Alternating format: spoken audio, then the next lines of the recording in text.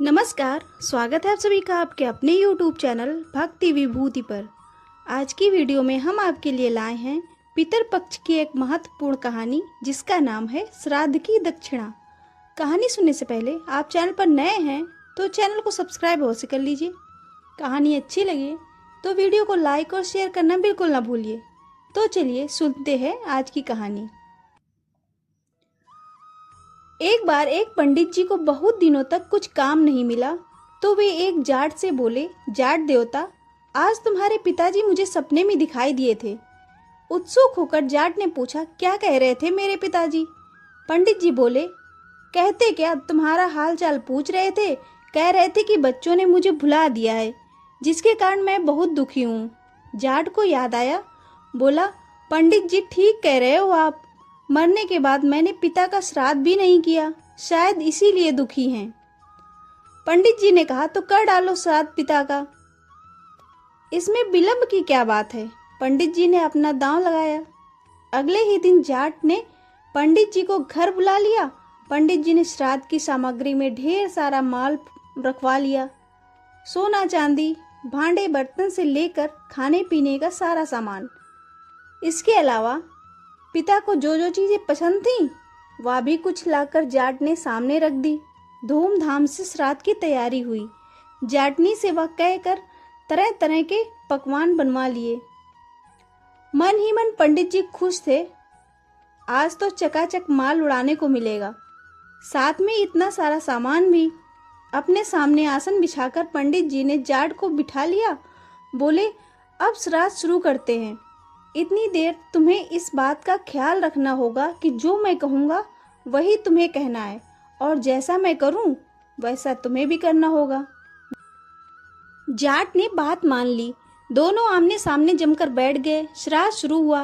पानी की तरफ इशारा करते हुए पंडित जी जाट से बोले, आचमनी में जल लेकर पहले आचमन कर डालो।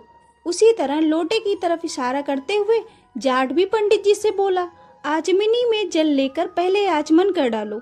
पंडित जी बोले, भाई मैं तुम्हारे लिए कह रहा हूँ, आचमन तुम्हें करना है, मुझे नहीं। जाट ने भी वही दोहराया। पंडित जी परेशान हो गए। कड़क कर बोले, अरे मूर्ख, मैं तेरे लिए कह रहा हूँ। श्राद्ध तेरे बाप का हो रहा है, मेरे बाप का नहीं। अपनी कड़क आवाज के साथ जाट ने भी पंडित जी को डपट दिया। अब तो पंडित जी से रहा ना गया।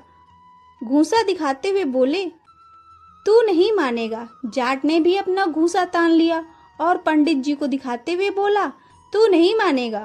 पंडित जी ने आओ देखा न ताओ एक तगड़ा हाथ जाट के कनपटी में जड़ दिया। बोले, पहले तेरी खोपड़ी दुरुस्त कर लूं, बाद में श्राद्ध होता रहेगा। झापड़ इतनी जोर से पड़ी कि 1 मिनट के लिए जाट को होश ही नहीं आया। होश आने के बाद उसने भी अपनी बाहें चढ़ा ली और बदले में पूरी ताकत के साथ पंडित जी के गाल पर तगड़ा हाथ दिया। पंडित जी को तारे नजर आने लगे। उन्हें 2 मिनट बाद होश आया। अब क्या था, पंडित जी और जाट दोनों पूरे क्रोध में भर आए। लात घूंसों से श्राद्ध होने लगा। पंडित जी जितनी लात लगाते उतनी लातें जाट की भी खा जाते।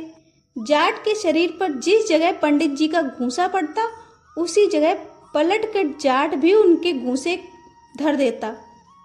मन ही मन पंडित जी सोचने लगे, मूर्ख से पाला पड़ गया है। उन्होंने कई बार जाट को समझाया, लेकिन जाट की समझ में कुछ न आया। नतीजा यह हुआ कि फिर से बात बढ़ी और दोनों फिर से गुत्थम गुत्था होकर लड़ने लगे। कभी पंडित जी नीचे होते तो कभी जाट के नीचे होने की बारी आ जाती। आपस में देर तक लात घूसे और उठा पटक कर दौर चलता रहा। आखिर मैदान छोड़कर पंडित जी को भागना पड़ा। प्रसन्न होकर जाट भी अपनी जाटनी के पास लौट आया। जगह जगह से कपड़े फटे होने के कारण जाटनी ने जानना चाहा तो जाट ने बताया कि पंडित जी के साथ श्राद्ध कर्म करते हुए यह सब हुआ है। जाटनी ने पूछा, श्राद्ध तो अच्छी तरह से हो गया ना? जाट ने उत्तर दिया, बहुत अच्छा हुआ। अच्छा न होता तो मेरी यह हालत न होती। पंडित जी ने कोई कसर न रखी और मैंने भी पूरे जोर शोर से काम लिया। चलो अच्छा हुआ, लेकिन पंडित जी को कुछ दक्षिणा वगैरह दी कि नहीं? जाटनी ने पूछा। दक्षिणा तो कुछ नहीं दिया, हम लोग श्राद्ध में ही इतने मस्त हो गए कि पंडित जी की दक्षिणा और भोजन का ख्याल ही नहीं रहा। बेचारे पंडित जी बिना दक्षिणा के लौट गए। अब तुम ही थोड़ा कष्ट करो, एक बड़े थाल में भोजन और साथ में दक्षिणा पंडित जी के घर पहुंचाओ, वरना श्राद्ध का कोई फल नहीं मिलेगा। सुनकर जाटनी खुश हुई। नहा धोकर उसने धुले कपड़े पहन लिए, एक थाल में भोजन रखा और पंडित जी के घर की ओर चल पड़ी। उधर पंडिताइन प्रतीक्षा में बैठी थी कि पंडित जी श्राद्ध करने गए हैं, लौटते हुए अपने साथ कई चीजें और बढ़िया पकवान भी लाएंगे। किंतु पिटी पिटाई हालत में जब उसने पंडित जी को लौटा हुआ पाया तो वह बहुत दुखी हुई। सारी कहानी सुनकर वह क्रोध से लाल पीली हो उठी। पंडित जी का क्रोध अभी उतरा न था। दोनों पति पत्नी क्रोध से उबल रहे थे। अचानक जाटनी को अपने घर आया हुआ देखकर दोनों उठ खड़े हुए। गुस्से से मुट्ठियां तन गईं।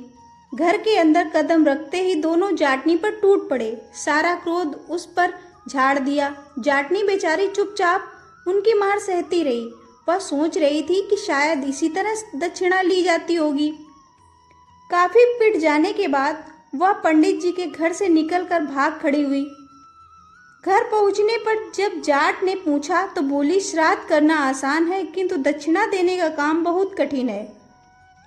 तुम अगर दक्षिणा देने जाते तो मालूम होता कि कैसे दक्षिणा दी जाती है।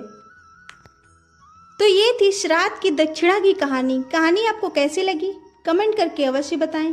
वीडियो को अंत तक देखने के लिए आपका बहुत बहुत धन्यवाद। फिर मिलेंगे एक और नई कहानी के साथ।